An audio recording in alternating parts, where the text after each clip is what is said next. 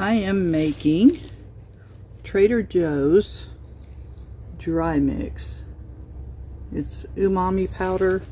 This is the exact, or as far as I know, it's the exact recipe for the Trader Joe's dry mix.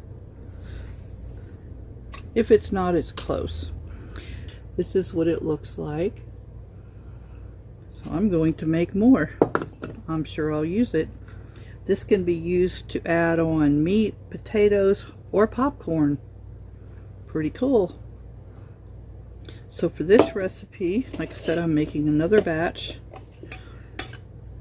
You're going to need 3 tablespoons of mushroom powder. This is fresh mushroom powder. I dehydrated the mushrooms and ground to a powder.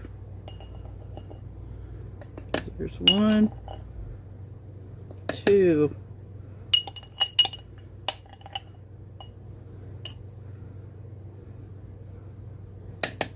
3. I'll have to grind some more, make some more. Then you're going to need 1 tablespoon of onion powder. This is also one I dehydrated and ground to a powder.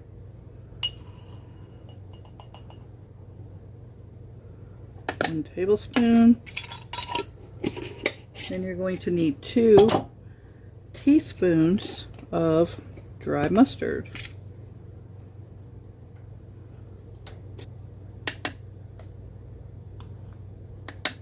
1 teaspoon of thyme, which is here.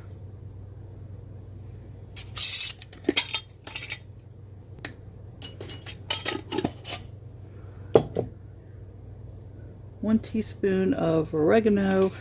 I'm out of oregano, so I'm using Italian seasoning. Close. You use Italian seasoning. Then you'll have it exact. I figured I can get close enough this time. And 1 tablespoon of salt. This is pink Himalayan salt that I ground. And 1 tablespoon of pepper. This is also fresh ground from peppercorns. 1 tablespoon. This is a 1.5 pint jar. Obviously, like I said, I made a double batch because my first my first video failed. Shake the jar. So you can use a 1/2 pint, this 1.5 pints, or a pint. So this is a little over half full, and this is a double batch. I'm sure you could put this on different vegetables. It smells really good. See that? So I would thank y'all for watching. Oh, would you want to label your jar? Definitely. There we go.